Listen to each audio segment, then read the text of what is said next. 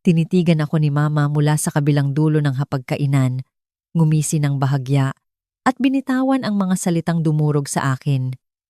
Hinding-hindi mo mapapantayan ang galing ng kuya mo. Tumawa ang lahat sa mesa na parang isang biro lang iyon. Parang inaasahan nilang lulunukin ko na lang ulit ang sakit, gaya ng parati kong ginagawa. Ako si Alexa Reyes, 29 anyos, at sa loob ng maraming taon, ako ang tahimik na nagbabayad ng mga bills nila. Pero ng gabing iyon, may napigtas sa loob ko. Inurong ko ang aking upuan. Ang tibok ng puso ko ay dinig na dinig ko sa sobrang lakas. At sinabi ko, sige po, kung ganon, sabihin niyo sa kanya na siya na ang magbayad ng lahat simula ngayon dahil tapos na akong magpadala ng pera. Biglang tumahimik ang buong silid. Kumurap si Mama, nalilito. Tapos tinitigan ako ng masama na parang binastos ko siya.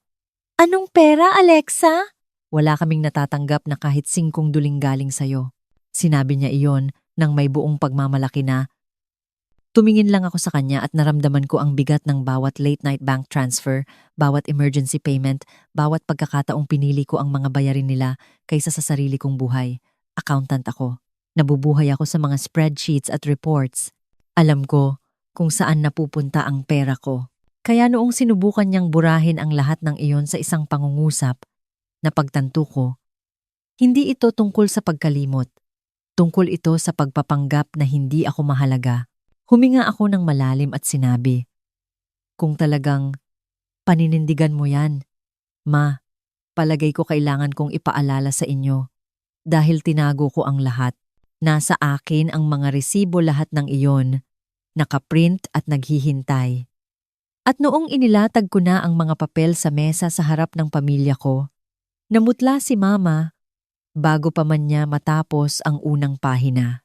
Kung gusto niyong malaman kung paano pinasabog ng tumpok ng papel na iyon ang ilang taong paboritismo at binaliktad ang kwento ng kanilang golden boy, samahan niyo ako hanggang dulo, bago ang araw na namutla si Mama dahil sa mga resibo. Dapat sana ay isa lang itong ordinaryong linggong pananghalian sa bahay ng mga magulang ko sa Cavite. Ang klase ng bagay na ilang beses na naming ginawa kaya hindi na ito parang bonding kundi isang obligasyon na kailangan kong siputin. Umalis ako sa kondo ko sa Makati ng hapon na iyon. Nasa passenger seat ang laptop bag ko dahil laging may konting favor si Papa na kailangang ayusin sa online account niya at sa likod naman ay isang lalagyan ng espesyal na polvoron. Dahil laging sinasabi ni Mama na ang gawa ko ang pinakamasarap. Mabagal ang usad ng traffic sa SLEX. Puro pulang ilaw ng preno ang nakikita ko. Habang nagmamaneho, imbis na mag-enjoy sa radyo, ang iniisip ko ay ang budget ko. Due na ngayong linggo ang automatic debit na in-setup ko para sa kuryente at tubig nila, pati na rin ang transfer na ginawa ko noong nakaraan para sa internet bill nila. Paulit-ulit kong sinasabi sa sarili ko na ayos lang. Maganda naman ang sweldo ko sa opisina. Magaling ako humawak ng pera. Ganito ang itsura ng pagiging responsableng anak. Pagdating ko sa garahe nila, wala pa ang malaking SUV ni Kuya Brandon. Hindi na ako nagulat. Trabaho ko sa pamilyang ito ang maging maaga. Pagpasok ko bitbit ang polvoron, hinalikan ako ni Mama sa pisngi mabilis, parang wala sa loob. On time ka, syempre. Yan ang responsible girl ko, sabi ni Mama. Parang cute na biro sa kanya. Pero para sa akin, ang responsible girl ay hindi papuri. Parang job title na hindi ko naman inaplayan. Nasa mesa si Papa, suot ang salamin niya, nagsuscroll sa laptop katabi ang calculator at mga sobre ng bills. Tumingin lang siya saglit at sinabing, "Uy, nak, ipaalala mo sa akin mamaya ha? Patulong dun sa SSS login ko." Sige po. Casual lang ang pagkakasabi niya. Parang nagpapauhak lang ng asin.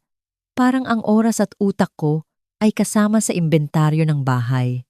Nandoon na rin si Tita Mel.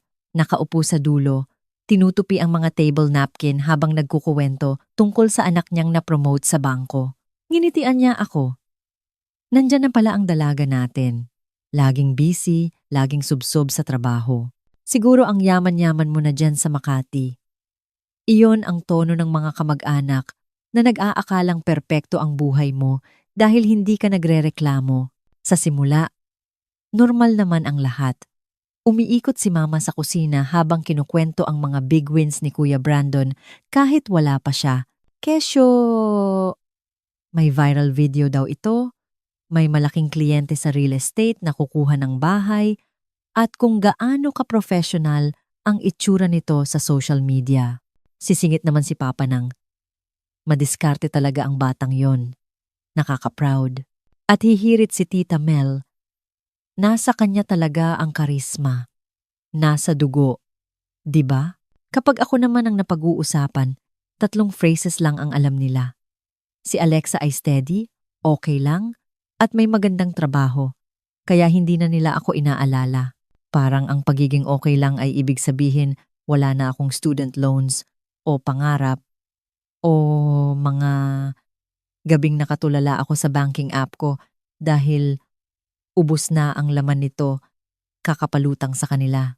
Nag-ayos ako ng mesa, naglagay ng tubig, nakinig sa pagbubuhat nila ng bangko kay kuya na wala pa rin sa sarili niyang family dinner. Sa isang punto, pinakita pa ni Mama kay Tita Mel ang Instagram post ni Kuya Brandon na nasa rooftop bar.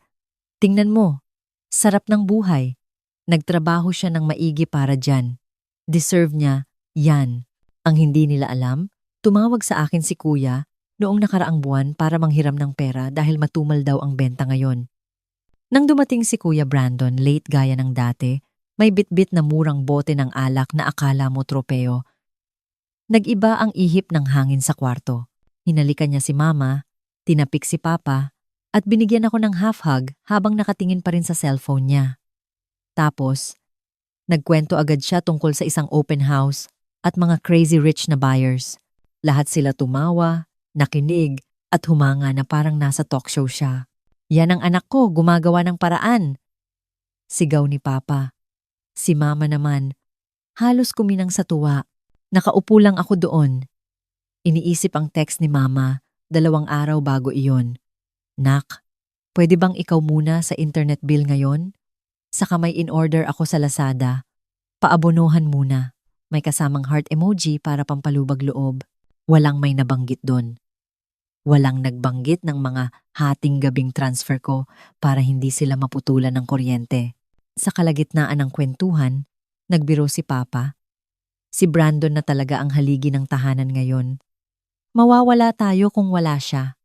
Nagtawanan sila. Tumango si Mama. May regalo talaga sa kanya ang Diyos. Lahat ng hawakan niya nagiging ginto.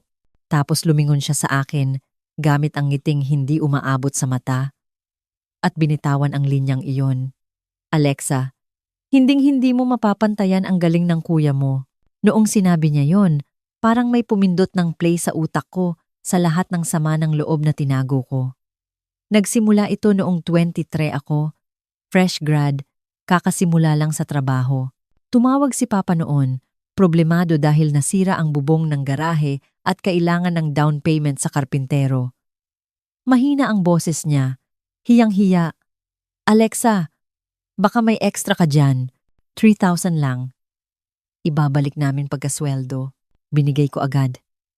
Walang tanong-tanong. Pamilya eh. Hindi na naibalik ang pera. Pero tuloy-tuloy ang tawag. Meralco bill na tumaas dahil sa aircon, maintenance na gamot, rehistro ng sasakyan. Naging routine na. Nag-set up ako ng monthly transfer na 5,000 pesos para sa kuryente at tubig dahil hindi makatulog si Mama kapag may due date. Nagdagdag ako ng para sa insurance ng sasakyan. Bukod pa dun ang maliliit na bagay. Pambili ng grocery, pang Shopee ni Mama kasi sale daw. Ang laging linya. Gipit lang ngayon, nak. Babawi kami. Alam mo naman ang buhay. Samantala, ang buhay ko ay nakadepende sa emergencies nila. Nanatili ako sa lumang apartment. Hindi ako bumili ng bagong gulong ng kotse kahit kalbo na dahil pinadala ko yung pera pambayad sa internet nila. Yung trip ng barkada ko sa Boracay, hindi ako sumama. Kasi nagpadala ako ng 15,000 kay Kuya Brandon dahil short daw siya sa cash flow para sa negosyo niya. Noong gustong sumali ni Kuya sa isang real estate coaching seminar na pagkamahal-mahal, umiiyak na tumawag si Mama sa akin. Chance na niya ito, Alexa. Ako ang nagbayad ng huling 10,000 pesos na kulang niya. Nagpasalamat sila na parang naglibre lang ako ng pizza. Mabilis, casual, tapos move on na. Hindi lang pera. Ako ang IT support ni Papa. Ako ang nag-aayos ng Netflix ni Mama. Ako ang nagsulat ng bio ni Kuya sa LinkedIn para magmukha siyang professional. Pero kapag tinatanong sila ng mga tao, ang sagot nila, ang galing ni Brandon. Siya ang bumubuhay sa amin. Napakabait na bata. Habang ako, nakatayo doon, alam na ang automatic transfer sa bank account nila tuwing auno ng buwan ay galing sa akin, hindi sa kanya. Nang gabing sinabi ni Mama na hindi ko mapapantayan si Kuya, ngumiti lang ako ng pilit, nilunok ang pait, at tinapos ang pagkain ko. Tumulong ako magligpit, nagpaalam, at nagmaneho pabalik ng Makati nang mahigpit ang hawak sa manibela. Nag-vibrate ang phone ko. Text ni Mama. Pakidaan naman ng tissue at sabong panlaba sa susunod mong uwi. Saka tumaas ang bill ng Netflix, baka pwede mo na isama. Love you. May heart emoji ulit. Tinitigan ko ang screen. Kasi sabi lang nila sa mukha ko na wala akong binatbat sa anak nilang ni hindi man lang nagdala ng matinong pasalubong. Tapos, ako pa rin ang inuutusan sa sabon at Netflix. Pagdating ko sa kondo, diretso ako sa laptop. Walang bihis, walang pahinga. Binuksan ko ang banking app ko. Hinalukay ko ang transaction history ko sa nakalipas na 5 taon. In-export ko sa spreadsheet. Finilter ko. Mama, Papa, Meralco, Maynilad, Grocery, Brandon Seminar, Brandon Gas. Puno ang screen ng mga numero. 5,000 dito, 2,000 doon, 10,000, 3,000. Paulit-ulit. Nang lumabas ang total sa baba, napasandal ako. 1 million, 1 million, 1 million, unverified. Isang kotse na yan. Down payment na yan sa sarili kong bahay. Retirement fund na sana yan. At yan lang ang mga may resibo. Hindi pa kasama ang cash na inaabot ko kay Mama o ang pagpapagas ko sa sasakyan ni Papa. Makalipas ang ilang minuto, nag-email si Papa. Subject, Family Finances. May picture ng mga bills at nakasulat. Kailangan nating mag-usap sa linggo para sa regular na ambagan. Dalhin mo ang cheque mo. Walang banggit sa mga naibigay ko na. Walang pasasalamat na ako ang sumasalo sa kanila ng ilang taon. Sa halip na magalit lang, nagbukas ako ng bagong folder sa desktop ko. Pinangalanan ko itong MGA Resibo. Inipon ko lahat.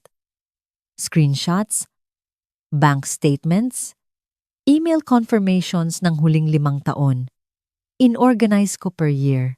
In-print ko lahat sa opisina kinabukasan, binutasan, at inilagay sa isang itim na clearbook folder.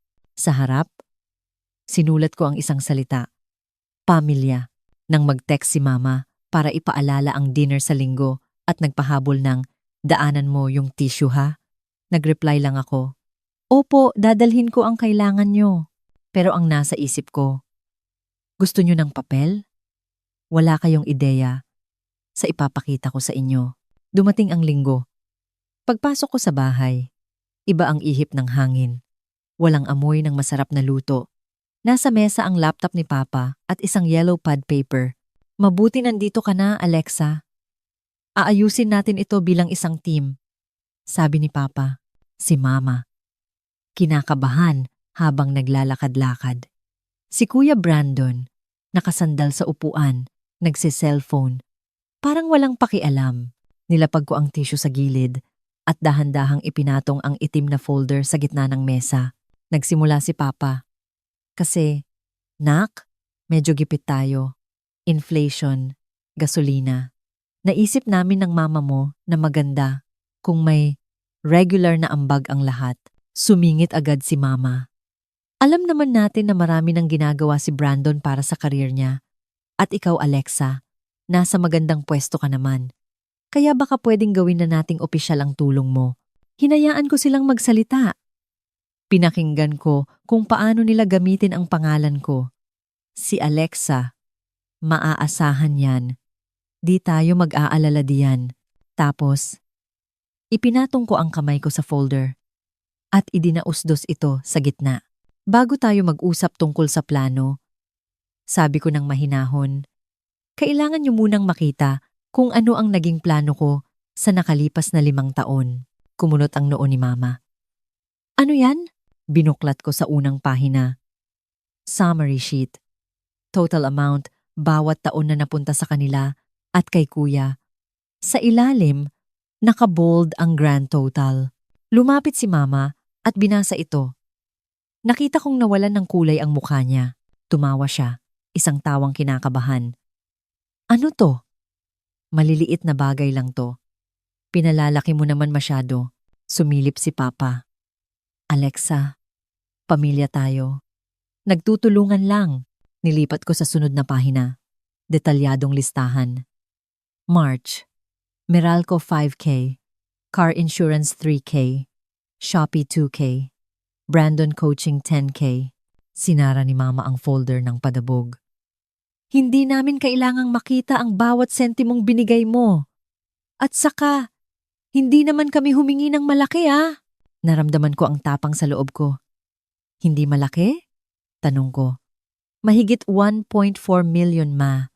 Hindi pa kasama ang cash, ang gas, ang groceries. Tumingin si Kuya Brandon mula sa cellphone niya. Grabe, Lex. Naglilista ka. Ang weird nun. Pamilya to, hindi negosyo. Kumapit si Mama doon. Tama. Pamilya tayo, Alexa. Hindi ka pwedeng maghagis ng numero sa mukha namin na parang accountant ka. Kaya hinding-hindi mo mapapantayan ang kuya mo kung ganyan ang ugali mo. Ayan na naman. Ang linyang nagsimula ng lahat. Tumayo ako. Kalmado, pero nanginginig ang laman. Alam niyo po? Sabi ko. Kung hinding-hindi ko mapapantayan si kuya kahit anong gawin ko, edi sabihin niyo sa kanya na siya na ang magbayad ng bills.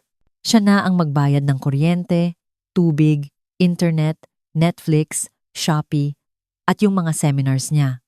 Dahil ako, tapos na ako. Wala na kayong makukuha sa akin. Natahimik ang lahat. Anong pera, Alexa? Wala kaming natatanggap sa'yo. Pagpupumilit ni Mama. Parang gusto niyang baguhin ang katotohanan. Binuksan ko ulit ang folder at tinuro ang unang pahina. Nandyan ang bawat piso, bawat transfer. Huwag niyong subukang burahin yan dahil lang sa nasasakta ng pride niyo. Tinulak ni Mama ang folder palayo. Napakasumbatera mo. Akala namin kusang loob yan. Kusang loob yan nung una. Sagot ko. Masakit ang dibdib ko. Pero hindi dahil sa guilt kundi sa galit. Pero humiling lang ako ng respeto. Ang hindi gawing ATM na iinsultuhin nyo sa hapagkainan tapos hihingan ng pera pag uwi. Kung gusto nyong panindigan na mas magaling si kuya, pues. Sa kanya kayo tumawag kapag naputulan kayo ng kuryente. Umiling si Papa. Hindi ganyan ang pamilya, Alexa. Hindi nagbibilangan. Tumingin ako sa kanya, nangingilid ang luha. Ang pamilya pa, hindi rin nagpapanggap na hindi nangyari ang 1.4 million.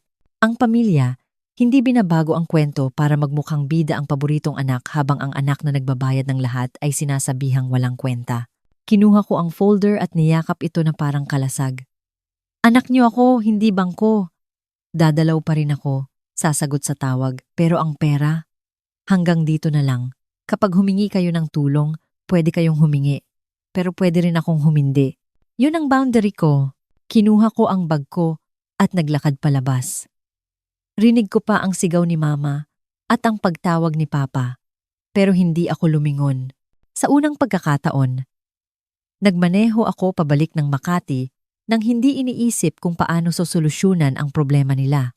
Hindi pa ako nakakarating ng Makati. Nagsimula na ang drama. Sunod-sunod na tawag. Voicemail ni Mama na umiiyak, sinasabing pinahiya ko sila. Voicemail ni Papa, disappointed daw siya. At si Kuya Brandon, nag-text. Seryoso, Lex? Nag-print ka ng bank statements? Ilang libo lang yan. Move on ka na. Dinilit ko ang mensahe niya. Sa mga sumunod na araw, mula sa galit, naging gaslighting. Masyado kang stress, kaya ka nag-iisip ng ganyan. Nakipagkita sa akin si Tita Mel para magkape. Ang sabi niya, Hija, intindihin mo na lang, matatanda na ang magulang mo. Ikaw ang nakakaangat, natural lang na sa'yo lalapit. Huwag mong hayaang sirain ng pera ang pamilya. Muntik na akong bumigay sa guilt. Pero naisip ko, yung 1.4 million at ang mukha ni Mama, nung makita yon, hindi ko sila sinisingil, tita, sabi ko. Gusto ko lang itrato ako bilang tao, hindi bilang wallet. Bumalik ako sa opisina at kinansel ang lahat ng recurring transfers. Kuryente, tubig, insurance deleted. Gumawa ako ng bagong savings account. Para kay Alexa ang pangalan. Doon ko nilagay ang perang dapat sa kanila mapupunta. Hindi tumigil ang parinig sa Facebook. Mga post ni Mama tungkol sa walang utang na loob na mga anak. Si Kuya naman nag-post ng selfie na may caption, "Hustle lang. Walang sasalba sa'yo kundi sarili mo." Natawa na lang ako, pero lumabas din ang totoo. Naputulan sila ng internet. Tumawag si Mama. Umiiyak. Dati, aayusin ko agad to. Ngayon, sinabi ko lang, pasensya na. Ma, tumawag na ba kayo sa customer service para sa payment plan?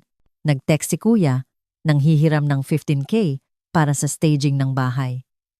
Balik ko next week. Promise. Nag-reply ako.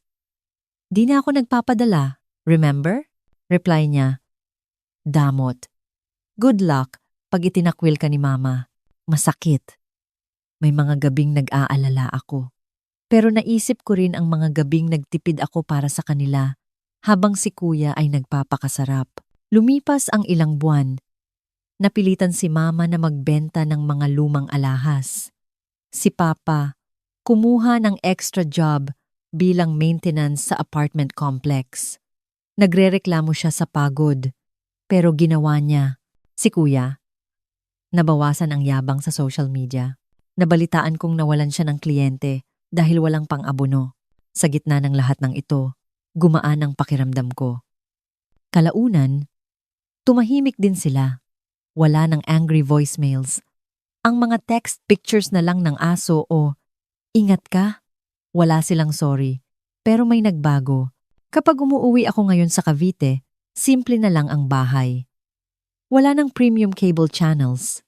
Si Mama, nagtatrabaho na part-time sa library. Si Papa, proud sa maintenance job niya. Si Kuya, nagbarista. Habang matumal ang real estate, wala nang tumatawag sa kanya na man of the house. Nag-uusap na sila tungkol sa pagbabudget. At kapag usapang pera, hindi na sila tumitingin sa akin. Ako naman, lumago ang ipon ko. Nakapag-book na ako ng bakasyon sa Siargao na matagal ko ng pangarap. Pumupunta pa rin ako sa Sunday dinner. Sumasagot pa rin ako sa tawag. Pero may rules na ako. Kapag humingi ng pera, hindi ang sagot at wala ng paliwanag. Mahal ko ang pamilya ko. Pero naintindihan ko na ang pagmamahal sa kanila at ang pagpondo sa ilusyon nila ay magkaibang bagay. Bahala na si Mama kung sino sa tingin niya ang magaling. Ang halaga ko ay wala sa mga salita niya, kundi sa buhay na binubuo ko para sa sarili ko. Mahal ko sila. Pero hinding-hindi ko nahahayaang maging monthly bill ang pagmamahal na yan. At kung nakikinig ka ngayon at iniisip mo ang mga taong isinalba mo na hindi man lang nagpasalamat, tanungin mo ang sarili mo. Ano kaya ang itsura ng buhay mo kung titigil ka sa pagbabayad para sa kwento nila? At sisimulan mong invest ang lahat para sa sarili mong kwento?